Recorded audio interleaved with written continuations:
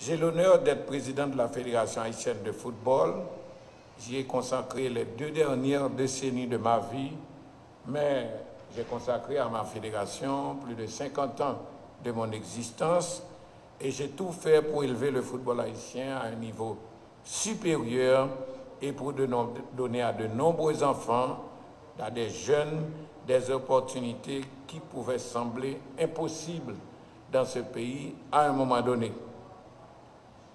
Je commencerai par dire merci à tous ces détracteurs qui ont monté cette machination, qui ont monté ce complot. Je leur dis merci, car connaissant Haïti, ils auraient pu m'envoyer au ciel. Ils auraient pu finir avec moi, avec des balles. Parce que l'attaque sauvage qui se déroule depuis environ 15 jours montre que les intentions étaient de détruire, étaient de tuer. Ils m'ont sauvé la vie, Dieu soit loué. Peut-être que le qui passe l'entête, en tout cas, me dit merci, de sauver la vie. Je dois faire remarquer que malgré de nombreux défis, un manque de ressources financières criantes, je suis extrêmement fier, avec le concours de mes collègues, avec le concours des clubs, avec le concours de tous les dirigeants, les arbitres, les fanatiques, je suis extrêmement fier, et je le redis, de la façon dont la Fédération haïtienne de football a dirigé le développement et le succès d'un programme de formation de jeunes qui a permis à des filles et à des garçons du pays, d'Haïti, de participer au plus haut niveau de compétition mondiale de football. Je reste, et je l'affirme, je reste fidèle à cet engagement tout en poursuivant mon nouveau mandat. Malheureusement, les allégations non fondées contre moi ne sont pas nouvelles et semblent toujours émerger avant ou tout de suite après les périodes électorales. Ces fausses allégations répétées de corruption n'ont jamais abouti, donc mes détracteurs et ceux qui cherchent à déstabiliser la Fédération haïtienne de football afin qu'ils puissent en prendre le contrôle, tentent maintenant une nouvelle ligne d'attaque contre moi et je vous affirme, je le dis clairement et sans embâche, ils seront également prouvés que tout est faux. Avant les élections, c'est connu de tous que le seul aspirant potentiel, mais qui n'a jamais réussi les conditions pour être devenu un candidat effectif, inscrit et déclaré, avait déclaré qu'il détruirait la fédération plate à terre s'il n'était pas élu. Les déclarations étaient publiques dans toutes les stations de radio. M'a détruit la fédération si je n'ai pas réussi à passer président de la fédération. Avant les élections, donc, il s'est servi d'un blogueur inconnu qui a publié des vidéos accusant tantôt ma famille et moi-même de corruption, accusant de nous avoir pris la Fédération haïtienne d'otages, de nous assimiler à des dealers de drogue, d'assimiler les voyages de la sélection à des opportunités de transfert de drogue dans d'autres pays, mais sans jamais d'abord ce blogueur nous questionner pour avoir une réponse, l'un des principaux principes journalistiques en vigueur. Avec ces fausses allégations de corruption n'ayant eu aucun impact, notre élection récente, le blogueur a suivi avec des allégations sexuelles sensationnelles et fausses. Il a choisi donc des arguments beaucoup plus forts. Certaines anciennes joueuses, particulièrement, à qui l'on a demandé de quitter le centre pour des raisons disciplinaires, ont utilisé des visas obtenus par la fédération pour jouer au football ou pour voyager et aller jouer au football. Ils ont choisi de faire pression pour pouvoir aller séjourner illégalement aux États-Unis, peut-être ainsi essaie-t-il d'utiliser le spectre des abus sexuels pour obtenir l'asile politique aux États-Unis? Je ne peux pas dire pourquoi quelqu'un qui dirait de tels mensonges, mais c'est peut-être l'un de leurs motifs. Certaines joueuses en activité ont continué d'être agacées, continuent d'être attaquées, continuent d'être soudoyées, continuent de recevoir des offres de personnes identifiables avec des numéros de téléphone connus pour recevoir de l'argent au cas où en retour, en leur promettant l'anonymat, au cas où en retour, ils feraient un dépôt et un témoignage accablant pour le compte du président de la fédération. Avec ces fausses allégations donc, qui n'ont eu aucun impact sur ma réélection, le blogueur a suivi avec des allégations sexuelles sensationnelles totalement fausses. Ce n'est pas un journaliste. D'abord, s'il était journaliste, il aurait abordé un sujet. C'est un monsieur qui, comme un destructeur, aurait l'air raciste, qui chaque jour, chaque soir, trouve des allégations et des déclarations comme pour alimenter l'opinion haïtienne, comme à l'époque de Von dans les années 50, où l'on annonce chaque jour, il fait une chronique quotidienne. Je me pose la question avec mes collègues de divers clubs. Il le fait par amour d'Haïti, il le fait parce qu'il aime Haïti, il le fait parce qu'il veut le progrès du football. Suivez l'argent. Follow the money, il dit aux États-Unis. Il aime Haïti avec tout son racisme et il n'hésite à rien dire qui soit pas négatif de notre pays. Certains anciens joueurs à qui l'on a demandé de quitter le centre pour des raisons disciplinaires ont donc utilisé les visas de la fédération qui leur ont été donnés et de faire des montages, de témoigner négativement et finalement d'être bien monnayés. Nous avons pu prendre contact avec beaucoup d'entre eux et nous avons les téléphones, nous avons les noms des personnes à qui ils ont été référés pour bien toucher l'argent qui leur est offert dans l'idée d'avoir des témoignages tout à fait négatifs. En temps et lieu, nos avocats prendront les dispositions pour que ces individus puissent être poursuivis. Malheureusement, les allégations de corruption donc, ont été formulées sans preuve ni évidence depuis de nombreuses années. Les comptes et audits de la fédération sont examinés d'abord dans un cabinet haïtien indépendant élu par l'Assemblée des clubs haïtiens, examiné chaque année par des sociétés d'audit de renommée mondiale envoyées par la FIFA pour certifier l'exactitude et la solidité de nos pratiques financières. Rien que la semaine dernière, nous avons reçu une lettre de la FIFA félicitant la fédération pour la bonne tenue de sa gestion financière en dépit de nos ressources difficiles et surtout la bonne tenue de notre gestion financière qui a permis à Haïti de se hisser parmi les 4 meilleurs footballs de la zone CONCACAF sur 41 pays membres. Certains médias internationaux sont tombés dans le piège de répéter les mensonges sans avoir fait de reportages appropriés, sans recueillir les faits réels ou de rechercher la vérité.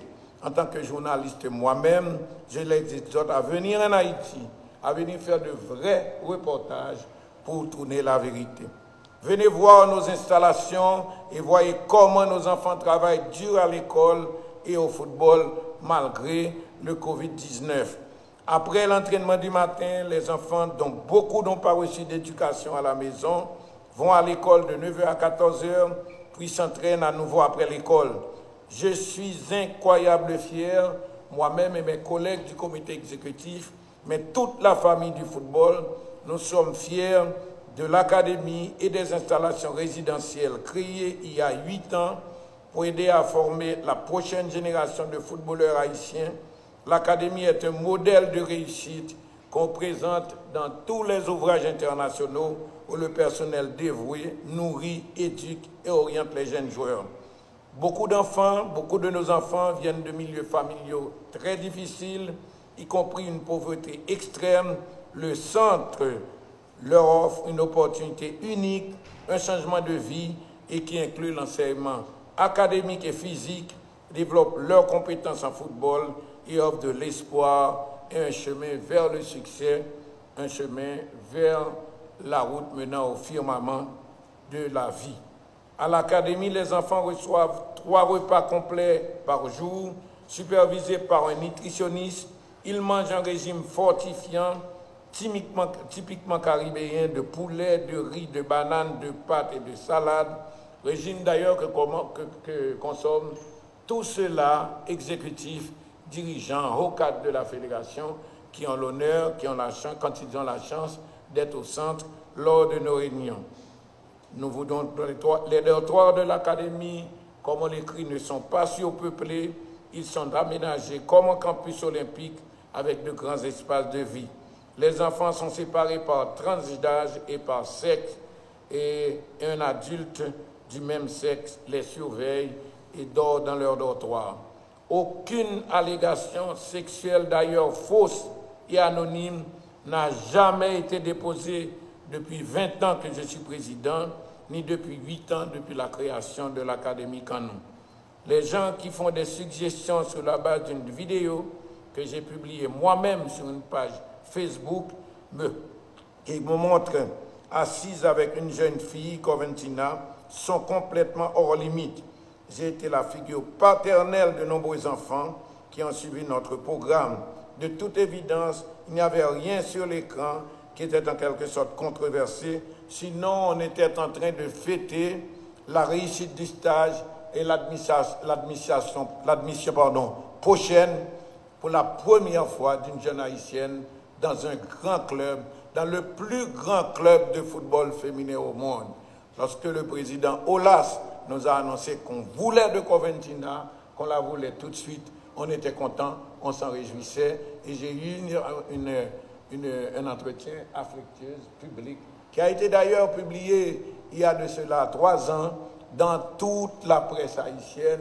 C'est bizarre que c'est en ce moment que ce vidéo serve de support pour ceux qui disent que les enfants ont été agressés sexuellement. Permettez-moi de terminer en répétant mon engagement. Je reste ferme avec mes collègues dans notre engagement envers le football haïtien. Je continuerai à m'acharner à aider les jeunes joueurs haïtiens à réussir. Et j'ai hâte d'être entièrement exonéré de ces allégations et de ces accusations anonymes et sans fondement.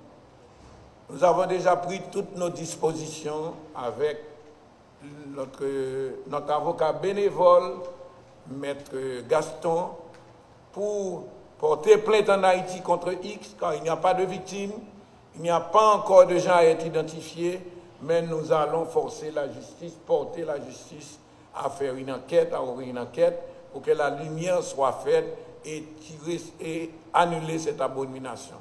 Nous allons aussi immédiatement, et nous avons commencé à travailler avec un avocat en France et à Paris, le cabinet d'avocats est en train de préparer ces documents pour que dans le meilleur délai,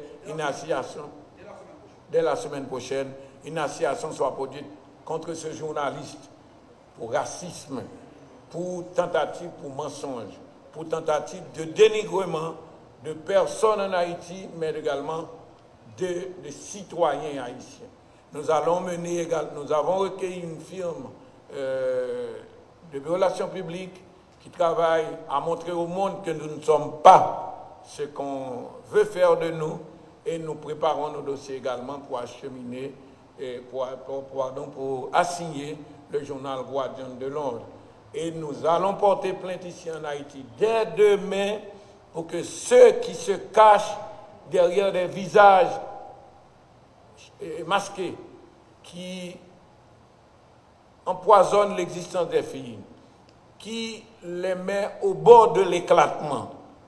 Avant-hier, on a dû envoyer des psychologues voir et rencontrer Coventina. Elle était sur le bord de l'effondrement, je dirais même du suicide, tellement il a souffert. Et sa mère, désespérée, m'a dit, même s'il n'y en a pas un avion pour renvoyer ma fille, Docteur Jean-Bar, mettez-la dans un sac. C'est où seul de quitter le bail.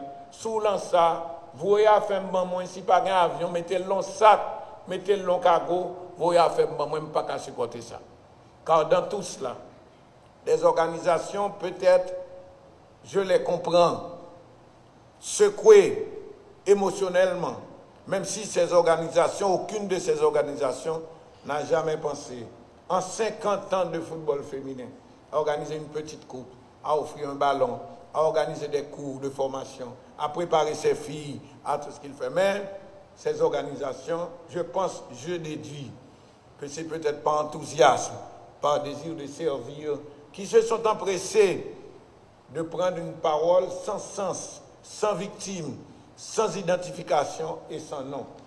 Et je présume, je présente mes condoléances à la presse haïtienne, qui a été humiliée dans cette affaire.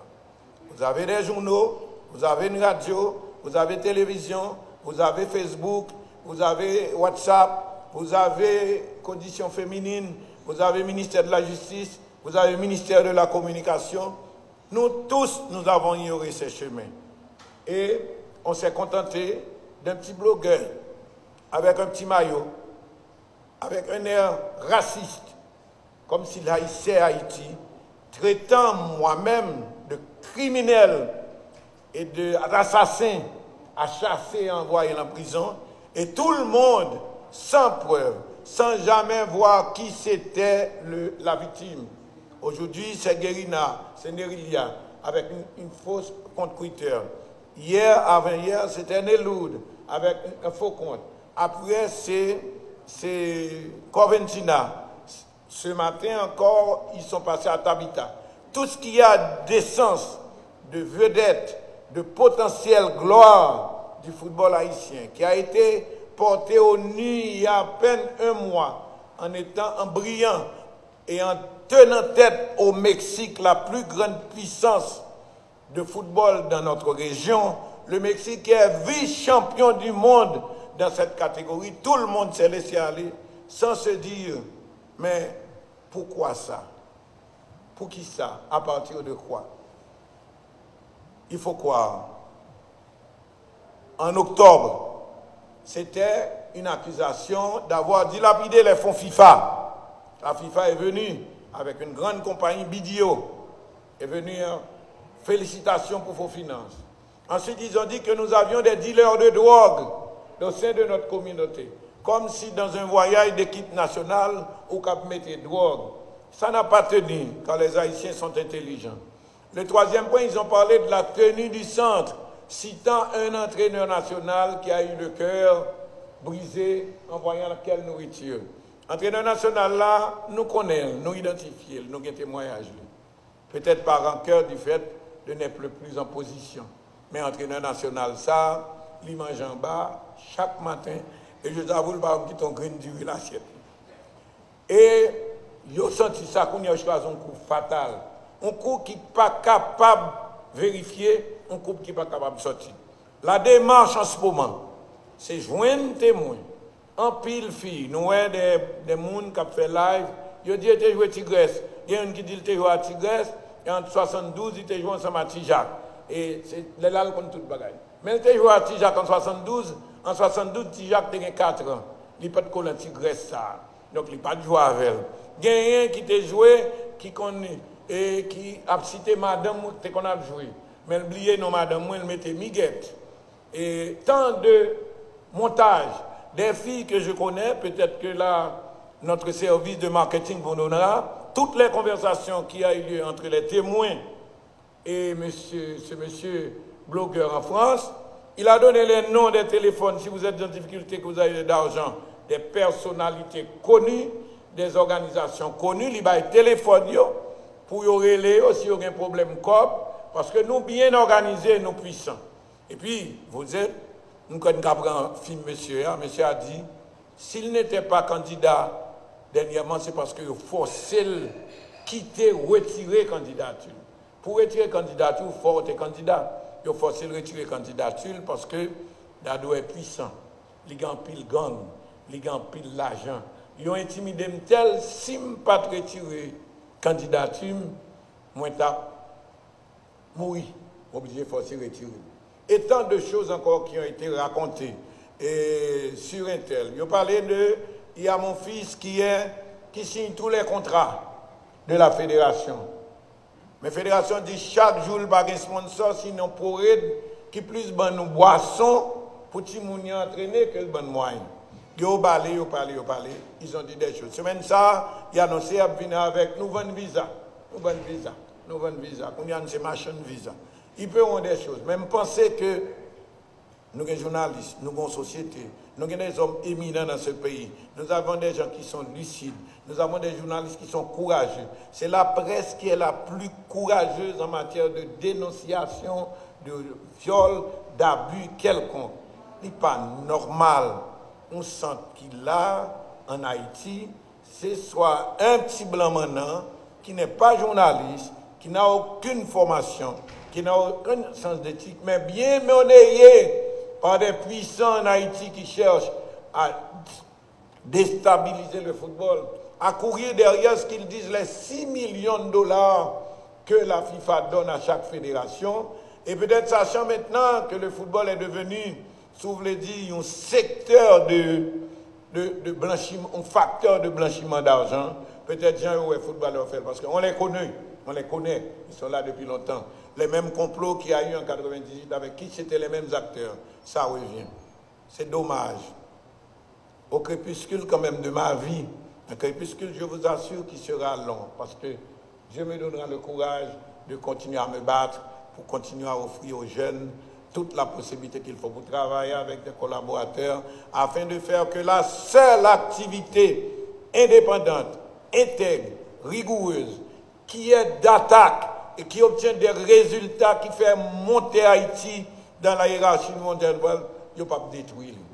Et puis, aux organisations féminines, je ne vais pas dire rien. Je dis, il y a 50 ans de football féminin. Il y a pour retarder voir. Parce que le football dans le monde, c'est la principale conquête qui a facilité l'indépendance de la femme. Les organisations, je comprends le combat qu'ils mènent, c'est un combat politique. Mais il y a aussi un combat. Il y a des enfants qui ont des familles. Ils ont malheureux, c'est vrai. Non, ils ont pas sonné, c'est vrai. Mais ils ont une famille à défendre. Nous avons pensé que tout heure fait Timounio, qui est au bord de l'éclatement, qui peut jouer un match à l'étranger. Le moment où il y a devant l'adversaire là, pour l'adversaire là va dire, et bonne violence, nous t'es, bonne ceci, bonne cela. Moi, des organisations, cherchez qu'on est, à l'apprendre.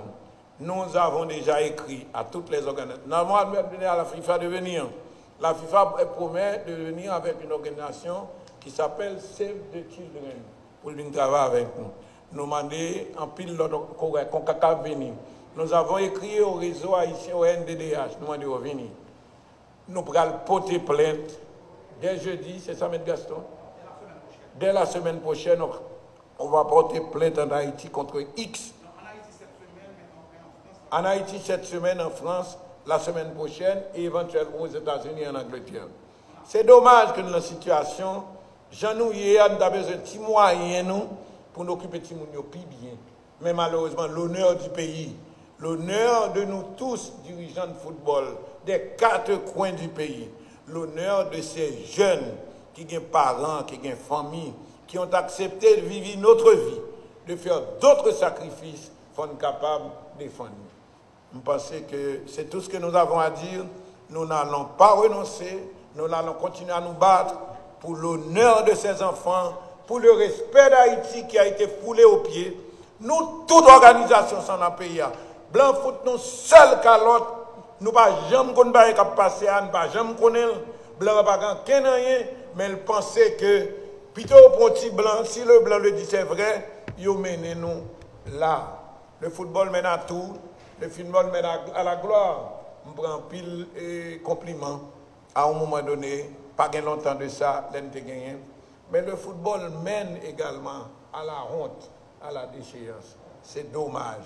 Mais on continuera d'aimer le football, de servir le football. D'autres en ont connu avant.